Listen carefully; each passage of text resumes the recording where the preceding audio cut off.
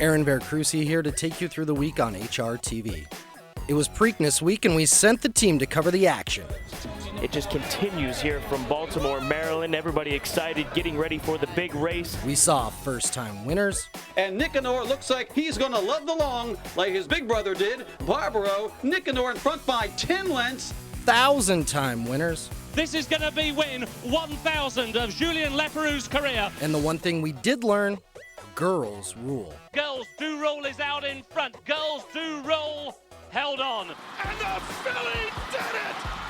Rachel Alexandra has defeated the Kentucky Derby winner. Mind that bird by 3/4 of a length. HRTV was live from Baltimore for the post-position draw kicking off Preakness week. The Derby is a scramble. Packed 2 starting dates with 20 horses running the farthest they ever have. This is what happens from time to time. Our Emblem has won the Derby in front-running fashion. The 3-horse photo finish, and on the wire, it's Giacomo! Mind that bird has won the Kentucky Derby. An impossible result here. Sometimes the most exciting 2 minutes in all of sports becomes the most unpredictable 2 minutes in all of sports. Not so for the Preakness. Did you know the 7th largest payoff in the history of the event took place just 3 years ago? Bernardini to win this Preakness. A bittersweet Preakness it was. 12-1. That's it. In Baltimore, seemingly, cream rises to the top. The real point given is shown up in Pimlico to take the Preakness. Big Brown's doing it again. He is disappearing from the field. He waltzes home to win the Preakness. Here is Smarty Jones. He wins the Preakness by a dozen lengths. 15 Preakness winners have emerged from post position number 6. Who will break from Pimlico's Golden Stall on Saturday? That question and several others are about to be answered. Mind that bird doesn't care where he breaks from. Pioneer of the Nile could not have asked for a better trip in the Derby, and Alexandra the Great. Some say she could break from Camden, and it really wouldn't matter. Super filly, you bet. What's the final margin? She might have won by 20. The Preakness draw is next. You ready for the draw? So is Dave Rodman, the master of ceremony, standing by. Preakness draw is about to begin. Joining us, watching HRTV, Horse Racing Television, and ESPN360.com for the Preakness post-position draw, Preakness 134. Number 8, General Quarters, trained by Tom McCarthy, owned by Tom McCarthy. Hot Walk by Tom McCarthy, yes? For Tom McCarthy, Julien Leparoux aboard. Sure you don't want to ride him too? Jeff, we're going to take a look at the field for the 13 competitors for this run for the Preakness. And is there one draw that stands out in your mind as an advantage? Did Pioneer the Nile, is he sitting beautiful there in race or number 9? It's okay. I mean, I think everybody wanted to be outside of big drama. Rachel Alexandra at 8-5 on the morning line. And what is unusual about this morning line is that there is the second choice, Pioneer of the Nile, is 5-1. That's a rather substantial gap between the favorite and the second choice. And when you lay a horse at 8-5, you're usually expecting to go lower, 6-5, maybe even money. I'm not sure she's going to be that low. And I don't know if Pioneer of the Nile will be 5-1. I think there might be a little bit more of a condensation between those two. But I think for sure, Rachel Alexandra, no matter where she was going to leave from, 1-13 and from the grandstand, I think she was going to be the favorite, and I think she will be the favorite. Not all eyes were on Pimlico this week. Churchill Downs saw a menagerie of milestones. Down the stretch now with a furlong and a half to go. My Little Connor has taken the lead for Leparoux to the inside. An air of magic coming on down the outside. Here comes Lace Manzotti and Glenn Leary racing down towards the 16th. My Little Connor and Julien Leparoux. This is going to be win 1,000 of Julien Leparoux's career. 1,000 up for Leparoux. My Little Connor wins. Strong ride down the stretch. Congratulations out, Julien Leparoux, everybody here at HRTV Horse Racing Television. Congratulations also out to David Vance, the trainer. He picks up his second winner at the meet. Montgomery Road is out in front. 300 winners at Churchill Downs for trainer Tom Amos, and he is only the 9th trainer in history to achieve that landmark. 300 up for Tom Amos as Montgomery Road wins. It is War Eagle Lady. Calvin Burrell took this race by the scruff of the neck right at the very start. War Eagle Lady romping home. Calvin Burrell rides his 900th winner here at Churchill Downs, and only the 4th man in history to do so. Churchill Downs making history day after day after day. Leparoux with 1,000, Amos with 300, now Burrell with 900, right here on HRTV. And 2 of those today. Another milestone at Delaware Park. Barbaro's full brother Nicanor broke his maiden on turf. And they are off in the Kentucky Derby. Well, you know, it's hard shoes to fill after his big brother. The undefeated Barbaro comes up on the outside, and he takes the lead as the field turns for home. In the Kentucky Derby, Barbaro turns it on. Barbaro, you know, just brought so many people together, and he was just a lovely horse to be around. And it is all Barbaro in a sublime performance. Nicanor has a lot of qualities that Barbaro has. I think was a late maturing horse, probably didn't mature as fast as Barbaro. And we had to stop with him a little bit in the summertime because he was just growing too fast. He just was immature, and we just had to stop and let his body catch up with his mind.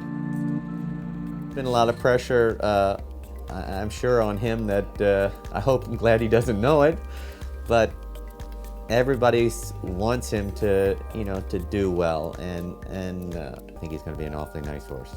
Rosie Napravnik and Nicanor, just looking like Barbaro in his debut here at Delaware, is romping on the turf. Nicanor in front by 8, by 9, by 10. They're battling for second, Supreme Day, and today's men are battling there, and Nicanor looks like he's going to love the long like his big brother did. Barbaro, Nicanor in front by 10 lengths.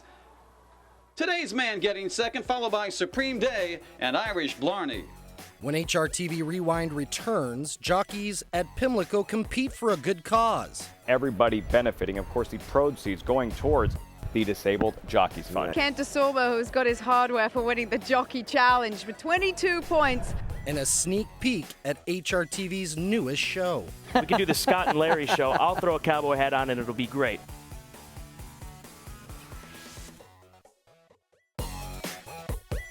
You know, they talk about the prestige in horse racing, and everybody comes out, specifically the women in the Derby with their big hats and the suits and what have you. Millie Ball, only Millie Ball could pull this off. Millie, you got to see this. Millie, come here. Come on, Millie. Look at the footwear from Millie. She's got the Gucci suit, and look at this.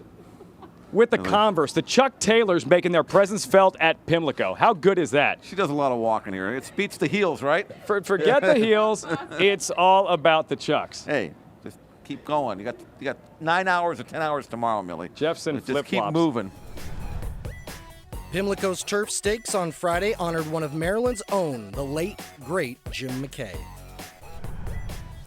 We're at Three Chimneys Farm in Midway, Kentucky, and this is Seattle's Slew. Still at age 14, perhaps the greatest Cinderella story of the turf. Jim was always a person, as everybody knows it. He just didn't give scores or results or deal in controversies, but he was interested in human beings and how they were affected by competition. And that's why I think that he got to like horse racing so much. There were so many interesting personalities in horse racing. A lot of the people on TV, they like interviewing politicians and various other walks of life. He was never warm to that. He loved the people in racing, and he loved the horse. Right now I'm with the great Secretariat here at Claiborne Farm in Paris. But actually, you can see... He's a Maryland son, and he was talking about a sport he loved and believed in, about a state he loved and believed in, and he was telling the world about this country that he loved, this country of Maryland. Mr. Neitlinger drifting about just a little bit, but in front, holding by 3/4 of a length. Mr. Neitlinger, they're trying to hold off. He's trying to hold off a series of challenges coming from Mr. Neitlinger and Jamie Theriault. 8 riders competed Friday at Pimlico in the inaugural Jockey Challenge, benefiting the Permanently Disabled Jockeys Fund. Tweeby charging in between horses. Tweeby and Javier Castellano trying to nail Prince to a photo finish. Tweeby surging to win clear. Javier Castellano getting the win, first winner of the Jockey Challenge. First of all, that's pretty nice to have that 14 points in your back pocket. Congrats. Yeah, I think I just pretty good and feel more comfortable now. Bet to win, just handwritten, made it look like a workout for Kent Desormeaux. Couldn't have been any easier for Kent Desormeaux as he moves his point total in this Jockey Challenge to 18. Bright Gem and Garrett Gomez coming home to win by 3. Garrett Gomez moving into a tie for second with Javier Castellano. 16th of a mile left to go. Into third is Julia Tuttle. Star Emerald on the scene very late. Avi's Tail and Julian Leperoux to take it. Julian Leperoux crossed the wire in front just now in this allowance race on the turf course with that great late turn of foot. Kent Desormeaux with the third place finish leapfrogs the previous leader, Javier Castellano, with 22 points. Kent Desormeaux, who's got his hardware for winning the Jockey Challenge with 22 points. Everybody benefiting, of course, the proceeds going towards the Disabled Jockeys Fund. Maybe being on site is the secret to Jeff's handicapping. He had the winner in Friday's Black Eyed Susan. Peyton Doro. She's won 3 in a row, and she is really starting to get very, very good for Larry Jones. She won a maiden, came back and won a first-level allowance, and then in her most recent start, in a race called the Instant Racing at Oaklawn Park, she was visually very impressive. Now, in the stretch, you can see her take control. In the final furlong, she is going to eventually draw off and win this race by 5 widening lengths. A very impressive turn of foot. Good final time for the distance at Oaklawn Park. Since then, she has been training extremely well, and most recently a bullet work at Delaware. So I think Peyton Doro is going to make another forward move. She's going to have to, because this is obviously a tougher field. Peyton Doro is holding well, though. It's Peyton Doro and Terry Thompson from Bon Jovi Girl by a length and a half in the Black Eyed Susan. She's just gotten better ever since we've gone around 2 turns. Her first 3 races at a mile, she was undefeated. And she went ahead now and stretched out to the mile on 8th. It just showed what a mistake I was doing trying to sprint her earlier. But this filly's very talented. Yeah, we think she's got a great future ahead of her. It's hard keeping up with the Joneses. Larry can not only train a stakes winner, he can also pick a winner. And now we know you're going to be retiring, and we're close to the post time for the Hearst Jacobs. So let's consider this an audition. We're going to have you handicap a little bit for us for HRTV. We'll do our best. And then maybe we'll have you out in California, and you can join the team. We'll see what will happen. And you have to wear the cowboy hat though all the time we if can you do come that. on set. We can do that. Of all these, I know it's wide open, but who do you like? The 2-horse, Everyday Heroes. I like Really? him. You know, he's unbeaten here, and the thing I like about him is Tim did not have the greatest Oaklawn meet of anybody there, and those horses that have come off of there have run huge when they've got back up. The last 2 weeks, he's almost been unbeatable, and he almost beat my filly yesterday in the Black Eyed Susan with Bon Jovi Girl. And so, no, I kind of like Tim's horse in here just from the fact of how he's just on a hot streak. We wish you the best with Frisian Fire. Thank you, Don't Scott. retire, man. Thank Come you. on. Thank you. We don't want you to retire. So you'd rather I train than be an analyst? But I could deal with that. We could do the Scott and Larry show. I'll throw a cowboy hat on, and it'll be great. Okay, well, that's great. Larry Jones, he likes Everyday Heroes. Lafitte and Jeff. Jeff, you might have some competition if this, 8-1 shot comes in. He can take your job, Scott. Everyday Heroes and Jose Caraballo, and they're in full flight, drifting out to the center of the Pimlico track. A wandering winner is Everyday Heroes, but a sharp one it is. Everyday Hero running sideways, a winner in the Hearst Jacobs Stakes, and taking the old Frankie Dettori Swain approach in the final 16th. I'll tell you what, Larry Jones picked this horse, so maybe he should have our job. I don't think Jeff's going anywhere. He's hit 8 out of his last 10 picks on Against the Odds. Now, you remember this colt by Bridal Song. He won his debut at Gulfstream Park in breathtaking fashion. He breaks his maiden by 9 lengths. He earns a 100 buyer number. Give you an indication of what that means. That's a better number than Pioneer than Al has ever earned in his career. I think he's going to bounce back. He's more focused. He's training well. Johnny Velasquez will not let this colt goof off in the Woodland. I think Affirmative makes amends. He's my best bet of the week. Affirmative to win the 9th race at Pimlico on Saturday, the Woodlawn. But it's Affirmative. Affirmative going to score as a big 2-5 favorite in the Woodlawn Stakes.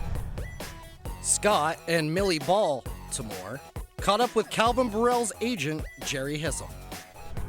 You're going to be running out of hands soon because we got to, or fingers, I should say, because we got to show this off. This is one of the coolest things you'll ever see. Kentucky Derby 2007. It says Street Sense on the side, and this is something that the agents don't typically get. This is something that Calvin gave to you, just an appreciation. Tell us a story about getting this Derby ring. Well, this Derby ring come from Calvin in August, and I didn't know it was coming. Federal Express showed up at the house one day, and I opened. I said, "My wife, did you order something?" She said, "No." I said, "What is it?" She said, "Well, open it." I don't know who it is, so I opened it, and it was in another box, and I opened it, and then there was like a black jewelry box. I opened the lid of the jewelry box and said, "Thank you for 17 great years." And that's what was in it, was the ring, and it's just been. Now I get one over here, Scott. It's going to be a pinky one? It's going to fit on there? Yeah, it's going to. I think it's going to look all right. I don't know yet for sure, but that's where I'm planning on putting it. That looks all right. I'd say that looks all right. I think it looks all right. That way you're balanced out, If Millie okays, right? it'll be all right. He's the other man behind the Preakness winning team, Rachel Alexandra's exercise rider, Dominic Terry. Coming into this race today, do you have any concerns about her at all? Not at all. She's going into it beautifully. I couldn't ask for any more. She's just amazing. What do you think it is that makes her so good? I'm not really sure. I'm still trying to figure that out myself. But she jumps further than everybody. She's got a stride on her that's amazing. Like it's just unreal. Jogging, galloping, working, everything. It's just so easy for her, you know. Knowing what she's done and you know what they paid for is just pretty nerve-wracking, and you know I take a deep breath after I get off of her. Sitting on her wallet and what she's earned, you probably feel a lot higher than she even is herself. We wish you the very best of luck today. What a ride. I mean, I know I hate to use the pun, but what a ride for you every day. Yeah, it kind of fell in my lap, you know, recently. Last 10 days have been the most amazing 10 days of my life, so looking forward to it. You never know what's around the corner when you're working in a racing barn. Unbelievable, you're right, absolutely right. Early on the Preakness Day card, No Advantage gave trainer Stephanie Beatty her first graded stakes win. More girl power. They've got it for long to go. Juan Acosta has the advantage on No Advantage, wandering about just a bit, now going right-handed and wandering back in. Real Merchant second. Ia on the scene very late, but time is ticking away. As a matter of fact, time has run out. It's 13-1, No Advantage. Stephanie Beatty, we see you winning races all over the place here on the East Coast, especially Charlestown. But first of all, what does it mean to win a big race like this on Preakness Day? This is absolutely awesome. This is a highlight of my training career. I've never won a graded stake race before. I deal mainly with claimers, claim horses, and low-end claimers. And to win a graded stakes at the Preakness is just unbelievable beyond words. What attributes to your success in the game of training? All the people that work underneath me. I could not do it without the employees back at the barn or the great clients that I have. It's not just me, it's everybody together. Enjoy the biggest win of your career. Thank you very much, I appreciate it. When HRTV Rewind returns, we are partying at the Preakness. Well, the fans have had about 4 hours to marinate in the infield for the Preakness Stakes, and this is the scene right now. Nobody holding back. It just continues here from Baltimore, Maryland. Everybody excited, getting ready for the big race. And hey, Lafitte's actually got a hat like that. I think he's going to be busting out later on. And some beach volleyball going on. I think Jeff's going to be competing. And yeah, speaking of Lafitte, the Hooters girls are out here on the infield. It just continues here from Pimlico.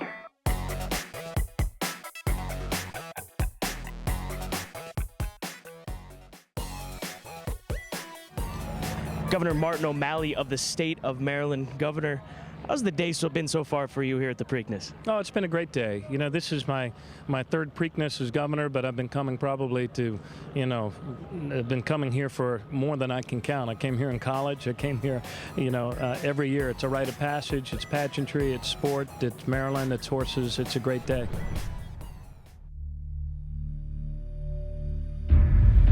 Ready for the start.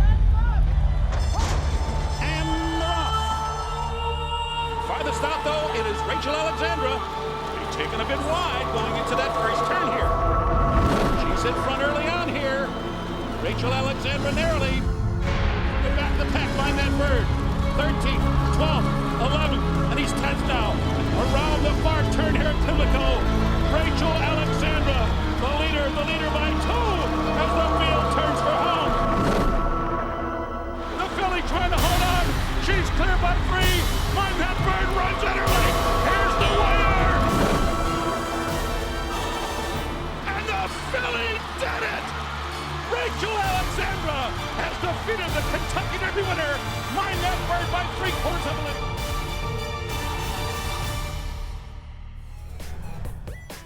After the historic race, we caught up with all the winning connections of Rachel Alexandra. I can't say enough about the job Hal Wiggins and his staff had done with this filly, the state of mind that she's in, and she's truly that good, and we're just blessed to be a part of her now. Steve, what's the difference between the feeling you had winning the Preakness with Curlin and now winning with Rachel Alexandra? Can you compare the two? Well, that question was asked earlier. I think that Curlin validated who he was here in the Preakness, and I think the filly has done the same thing. You know, until they win a Classic, everybody just talks about whether they're good enough or not. It just all the build up for these races and you measuring who's out there and everything under the microscope. This filly has stood up to the challenge.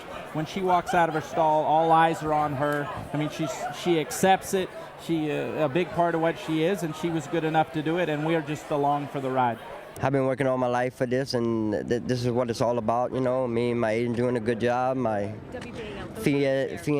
fiance, my wife, whatever you want to call it, she's been behind me so much, you know. She's so happy for me, and she's pushed me so much. And my brother, you know, you wouldn't imagine. Like I say, you know, and I just wish my mom and daddy was here to see what I accomplished in my life. And it's just a wonderful ride. I think she vindicated the fact that a champion horse, a great horse, the fastest horse can win whether it's a filly or a colt. And in my book, it wasn't male versus female. It was champion versus champion. And the Preakness result is delightful for us because we took a chance to do that. And we did it for the horse and to broaden the industry's attention and to help Pimlico, because I think the fan base watching her run nationwide and watching the after reels will excite a lot of people, especially young girls, about racing. Mind That Bird's connections were disappointed in the outcome of the race, but happy to know their horse proved he was no fluke. I just can't believe how hard he tried, and he didn't even catch any breaks either. You know, after looking at it, maybe I should have rode him a little closer to the first part, but he settled so nice for me. I didn't want to change anything. You know, if it ain't broke, don't fix it.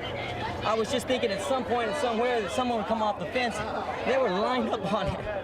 I just couldn't ever get through. I was going to waste too much time trying to get through on one horse, and they were just on top of it. So I had to come around a couple. I was able to cut the corner, and then a lot of traffic went on, but he maneuvered through it and came running, and if I could have got a smooth selling, maybe the outcome would have been different. I don't know. That filly ran awesome, you know. For the last 2 weeks, people have questioned, is Mind That Bird for real? Do you feel like he vindicated himself today? Yeah, he ran a big race today. He ran nice. What'd you think of that filly? It's good filly. She run it from the gates to the wire. You know, that's good filly. And I know that you like a good competition. Would you like to meet her again one day? I don't know. She's pretty fast. That's all this week on HRTV. Here's what you can look forward to next week.